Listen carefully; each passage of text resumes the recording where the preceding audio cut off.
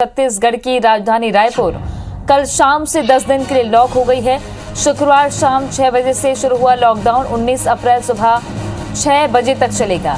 रायपुर में प्रशासन और पुलिस की टीम लॉकडाउन का पालन कराने में जुटी हुई है। जगह जगह चेकिंग पॉइंट बनाए गए हैं। लॉकडाउन के दौरान बेवजह सड़क पर घूमने वालों के खिलाफ कड़ी कार्रवाई होगी। सख्त कार्रवाई के निर्देश दिए गए हैं। इधर दुर्ग में लॉकडाउन का 5वां दिन आज है। यहाँ भी केवल जरूरी सेवाओं को ही छूट दी गई है।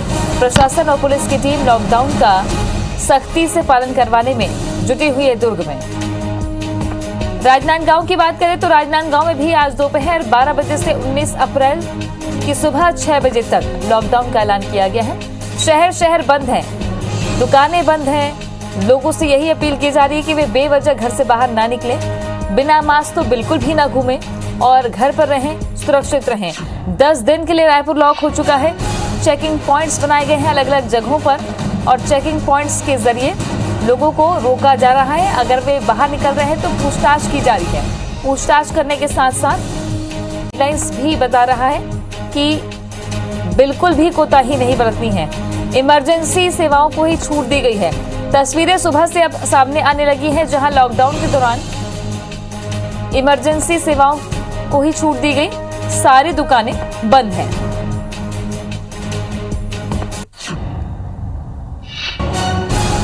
छत्तीसगढ़ में एक दिन में 11,000 से ज्यादा कोरोना के केसेस सामने आए हैं। 10 दिन राजधानी लॉक है और लॉकडाउन का पालन कराने प्रशासन और पुलिस जुटी हुई है।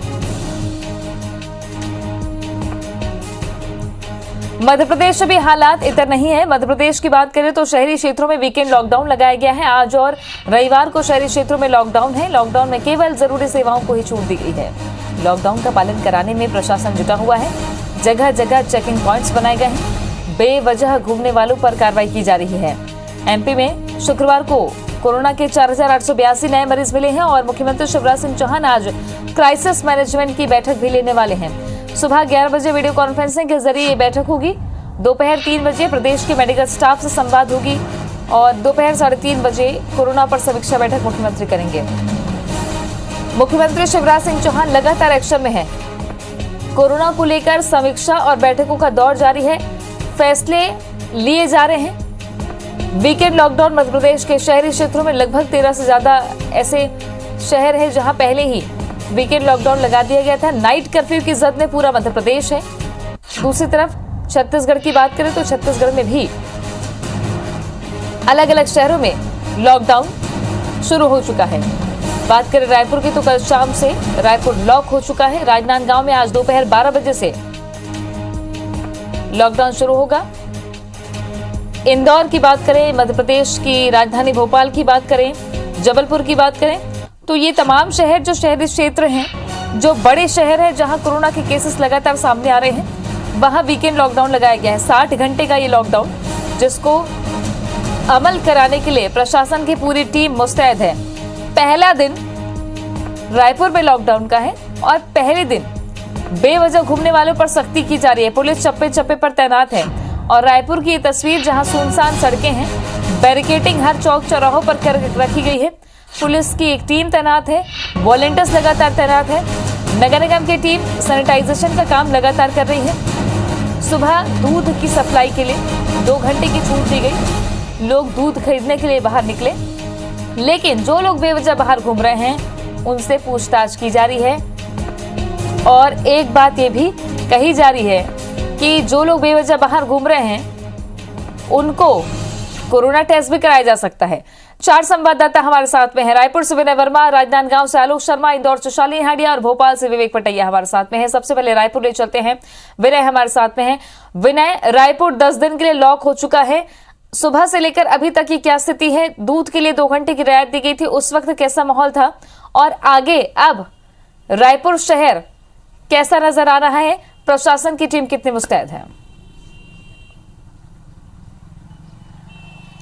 रायपुर कल शाम से लॉकडाउन है। आज कुछ इमरजेंसी सर्विसेज को छोड़ करके लगभग सभी सेवाएं बाधित कर दी गई हैं। जो सरकार की तरफ से एक ही जो कमी है कि ये जो लोग हैं वो आ जा रहे हैं, उन पर मुस्तैदी से उन पर कार्रवाई नहीं हो पा रही है। हालांकि अभी जो एडिशनल एसपी रायपुर वो निकले हैं और लोगों पे नियम विरुद्ध वो जो कानूनी कार्रवाई के लिए उन पर दबाव बना रहे हैं और किस तरह से कह रहे हैं कि आप बाहर न निकले। सर, किस तरह से लोग बहानेबाजी कर रहे हैं? कई लोग बहानेबाजी करके बाहर निकले, तो क्या बहाना कर रहे हैं कि वो बताइए। बहानेबाजी करने वाले बहुत कम हैं, लेकिन बहुत सारे लोगों के परिजन हॉस्पिटल में एडमिट हैं और इसके लिए वो आवाजाही कर रहे हैं। कोई टिफ़िन लेके जा रहा है, कोई टेबलेट लेके जा रहा है, कोई अपने परिजन को लेके जा रहा है। वाकई स्थिति तो हॉस्पिटल में है कि वहाँ पर बहुत सारे लोग एडमिट हैं। इसके कारण जो भीड़ दिख रही है, आप कोई ना कोई कारण से ही जा रहे हैं। उनको हम अच्छे से चेक कर रहे हैं, उनके पास पास है, उनके पास वैलिड दस्तावेज हैं। ऐसे बहुत ही कम, लगभग 1% लोग ऐसे मिले हैं हमको जो लॉकडाउन के उल्लंघन के लिए कहीं घूमते हुए सामान्य सब बहाना लेके जा रहे हैं। तो बहुत कम लोग हैं ऐसे। अभी भी नियमों को लेकर के लोग जो जानकारी नहीं हो पाई है, तो किस तरह के लोग आप बताएंगे कि किस तरह से लोग, कौन सा ऐसा नियम है इनके तहत ही बाहर निकल सकते हैं, वरना सारे लोग घरों में रहने हैं? जैसे जिनके परिजन हॉस्पिटल में एडमिट हैं, उनके परिजन कोई टिफ़िन लेके जा रहा है, कोई टेबलेट लेके जा रहा है, तो वो जा सकते हैं। टेस्ट कराने जा सकते हैं, वैक्सीनेशन के लिए जा सकते हैं वैक्सीनेशन के लिए जा सकते हैं। साथ ही दूध का टाइम 6 से 8 है, तो 6 से 8 बजे के आसपास दूध खरीदने के लिए आसपास के लोग निकलते हैं अपने मोहल्ले में। तो इस प्रकार की सेवाएं हैं और ख़ास करके मेडिकल के जो स्टाफ हैं वो लोग और डॉक्टर्स हैं और उनके वार्ड बॉयज़ हैं, ये लोग। दूध व्यवसाय के लिए छूट दी गई थी, इसी का फायदा उठाकर कुछ मिल्क पार्लर वाले दुकान खोल लिए, कुछ प्रोविजन स्टोर वाले दुकान खोले, यहाँ तक कि चाय दुकान वाले और किराना दुकान वाले भी दुकान खोल लिए। तो क्या ऐसे लोगों को छूट है? क्या कुछ कार्रवाई की जाएगी? नहीं, बिल्कुल छूट नहीं है। आज दुकान जो दूध का जो पार्लर है वो खुलेगा नहीं, उसके सामने ही एक गुमटी लगा के आपको बेचना है। तो 6 से 8 बजे तक ही इसका टाइमिंग है। ये होता है कि 8 बजे लोग बंद करते हैं, उसके बाद 8 से 8:30 तक वो अपने घर के लिए निकलते हैं। तो कुछ लोग दिखाई दे रहे हैं कि अपना डिब्बा लेके जा रहे हैं। तो इस प्रकार से सबके लिए एकदम रूल डिसाइड है और उसका पालन कराया जा रहा है। तो ऐसे लोग जो लापरवाही कर रहे हैं, क्या उस पर कार्रवाई की जाएगी? क्या इस तरह की लापरवाही उनकी जारी रहेगी? ऐसे लोग यदि बेवजह निकले हैं तो उनकी गाड़ी जब्त कर ली जाएगी 15 दिन के लिए, और लॉकडाउन के बाद ही उनकी गाड़ी मिलेगी। पूरे लॉकडाउन के दौरान अगर ऐसे कोई गड़बड़ी करता तो उनकी गाड़ी जब्त कर ली जाएगी और गाड़ी उनके बाद लॉकडाउन खुलने के बाद ही दी जाएगी। इसके अलावा कानूनी कार्रवाई भी कर सकती है, ये एडिशनल एसपी बता रहे हैं। लेकिन फिलहाल देखिए किस तरह से लोग बाहर निकले हैं, लेकिन एडिशनल एसपी कह रहे हैं कि ये आवश्यक। और ये भी एक मेन चेकिंग पॉइंट से लोहीपारा का ये इलाका जहां पर चेकिंग पॉइंट बनाया गया है, यहाँ से ज्यादातर आवाजाही होती है गाड़ियों की, तो यहाँ पर चेकिंग की जा रही है। नजर बना रखिएगा। विनय बने रहे हमारे साथ में। ले चलते हैं भोपाल। विवेक पटैया हमारे सहयोगी जुड़ गए हैं। विवेक, भोपाल जाने से पहले एक बार राजनांदगांव चलते हैं। छत्तीसगढ़ में राजनांदगांव संस्कार धानी है, जहां 12 बजे दोपहर से लॉकडाउन लगने वाला है। आलोक, दोपहर 12 बजे का वक्त, 2 घंटे का लगभग वक्त बचा हुआ है। कितनी भीड़ क्या शहर में देखी जा रही है और इसके बाद की क्या व्यवस्था रहने वाली है? राजनांदगांव शहर में, राजनांदगांव जिला कहें तो लॉकडाउन के लिए तैयार है। शहर में एक अजीब सी आपाधापी नजर आ रही है, एक तेजी नजर आ रही है कि 12 बजे तक जैसे भी वो अपना काम पूरा कर लें, क्योंकि 10 दिन बाद उसके बाद, क्योंकि प्रशासन पहली बार काफी कड़ा में नजर आ रहा है, संदेश देते नजर आ रहा है कि इस बार जो लॉकडाउन होगा काफी कड़ा होगा। यही कारण है कि पुलिस विभाग, पुलिस अधीक्षक लगातार बैठकें ले रहे हैं, थानेदारों की बैठकें ले रहे हैं, ऑफिसरों की बैठक ले रहे हैं, जिला प्रशासन अलग बैठक ले रहा है, एसडीएम अलग बैठक ले रहा है। इससे अंदाजा लगाया जा रहा है कि इस बार की जो लॉकडाउन होगी काफी कड़ी होगी। सुबह और शाम केवल दूध के लिए 1.5 घंटे छूट दी गई है। ये इसके प्रशासन यहाँ पे चौबंद व्यवस्था करती नजर आ रही है और नगर निगम आयुक्त लगातार शहर को सैनिटाइज करा रहे हैं, अलग अलग तरीके से करा रहे हैं। इससे लगता है कि इस बार लॉकडाउन काफी कड़ा होने वाला है और यही कारण है कि शहर में आपाधापी नजर आ रही। अपना काम जितनी जल्दी हो सके 12 बजे कर लें ताकि उसके बाद तकलीफ ना झेलना पड़े। जी, बने रहेगा हमारे साथ में। आलू को ले चलते हैं अब मध्य प्रदेश की राजधानी भोपाल। विवेक पटैया हमारे साथ में जुड़े हुए हैं। विवेक, वीकेंड लॉकडाउन 60 घंटे का शुरू हो गया है। आपके पीछे जो तस्वीरें दिखाई दे रही हैं, गाड़ियों की काफी आवाजाही है, चेकिंग पॉइंट किस तरीके का है और क्या लोगों को रोका जा रहा है?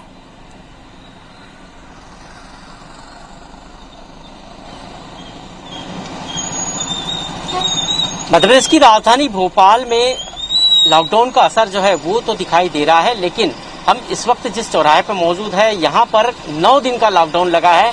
ये कोलार जाने वाला रास्ता है। कोलार और शाहपुरा जो क्षेत्र है राजधानी भोपाल के, यहाँ पर 9 दिन का कंप्लीट लॉकडाउन लगाया गया है और ये मुख्य मार्ग है कोलार जाने का।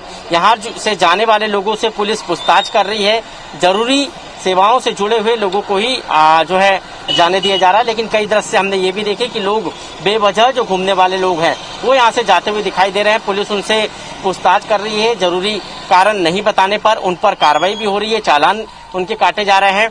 लेकिन भोपाल राजधानी के इस क्षेत्र में यदि हम बात करें तो 1800 से ज्यादा कोविड पेशेंट है और इसलिए प्रदेश का सबसे बड़ा कंटेनमेंट जोन इस इलाके को बनाया गया है, कोलार क्षेत्र को, और इस क्षेत्र को चारों तरफ से बंद कर दिया गया है। सिर्फ यही एक मुख्य मार्ग है कोलार जाने के लिए और इसलिए यहाँ पर जो है ट्रैफिक ज्यादा दिखाई दे रहा है।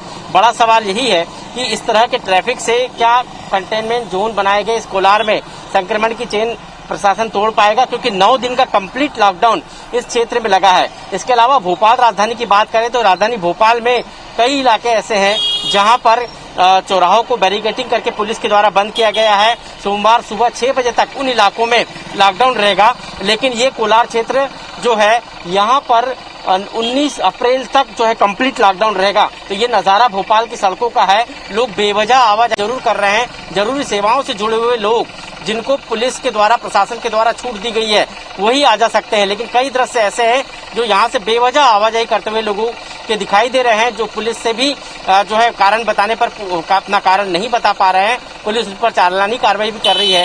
लेकिन जिस संक्रमण की चेन को तोड़ने के लिए इस कोलार क्षेत्र को 9 दिन के लिए लॉकडाउन किया गया है, उस संक्रमण को तोड़ने के लिए, उस चेन को तोड़ने के लिए इस तरह की आवाजाही रोकना बेहद जरूरी है, सख्ती बेहद जरूरी है। जी, और जाहिर तौर पर अगर पुलिस वहां पर चेकिंग पॉइंट लगाकर चेकिंग कर रही है, वाजिब कारण बताने पर ही लोगों को जाने दिया जा रहा है तो ठीक है। लेकिन अगर बेवजह लोग आगे बढ़ रहे हैं, वो भी कंटेनमेंट जोन में, तो एक चिंता का विषय बन जाता है। बहरहाल इंदौर में भी कंटेनमेंट जोन बना दिए गए हैं और इंदौर से सबसे ज्यादा केसेस इस वक्त मध्य प्रदेश से सामने आ रहे हैं। शालिनी हाडिया हमारे सहयोगी बनी हुई है इंदौर से। शालिनी, वीकेंड लॉकडाउन का कितना असर देखा जा रहा है इंदौर में अभी तक का?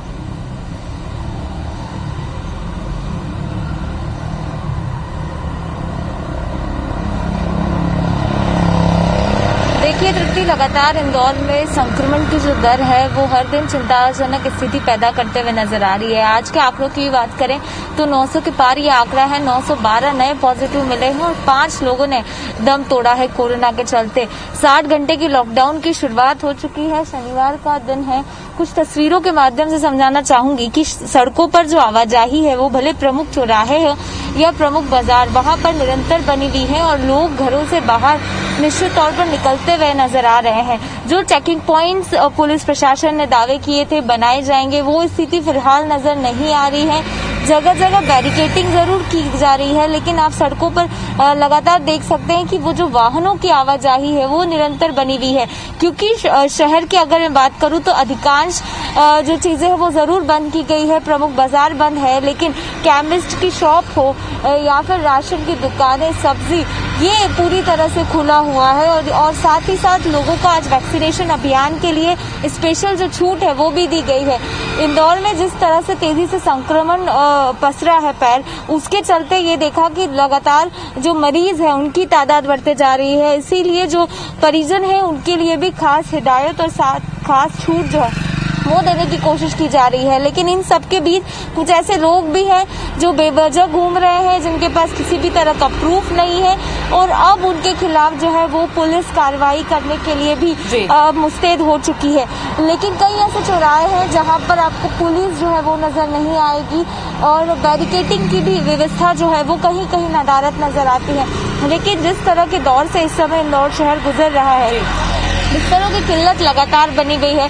इसी के साथ साथ अगर मैं ऑक्सीजन की बात करूं या रेमडेसिविर इंजेक्शन की, उसको लेकर भी लगातार प्रशासन जरूर दावे कर रही है, लेकिन लोग अभी भी इन सभी जो मूलभूत सुविधा है उसके अभाव के बीच जूझते नजर आ रहे हैं।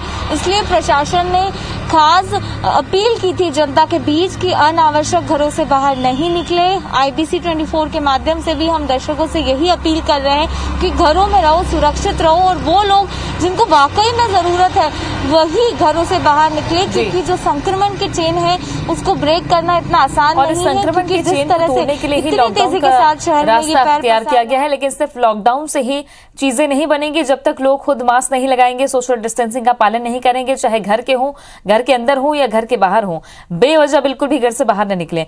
बहुत शुक्रिया आप सभी का जानकारी के लिए।